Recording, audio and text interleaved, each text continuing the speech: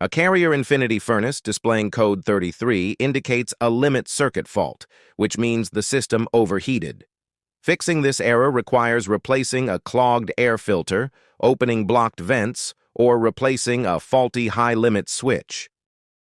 A dirty air filter is the most common cause of an overheating furnace. The restricted airflow traps heat inside the unit, causing the limit switch to trip as a safety measure. Slide out the existing filter from the blower compartment and inspect the pleats for heavy dust buildup. Insert a brand new filter into the slot, verifying that the printed airflow arrows point directly toward the furnace body. Blocked or closed supply registers force heat to back up into the furnace system.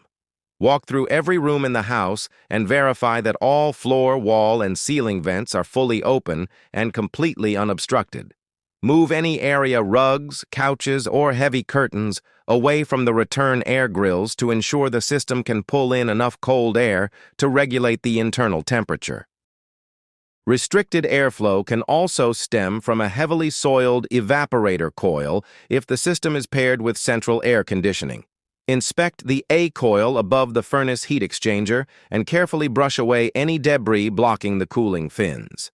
If the airflow is perfect, but the furnace immediately throws a code 33 on startup, the high-limit switch itself has failed and requires a continuity test using a digital multimeter. Clear the active fault code by turning off the power to the furnace at the main breaker panel for a full 5 minutes. Restore the power and watch the amber or red LED indicator light on the lower control board to confirm the code has cleared. The system will initiate a normal startup sequence, ignite the gas burners, and run smoothly without tripping the limit circuit.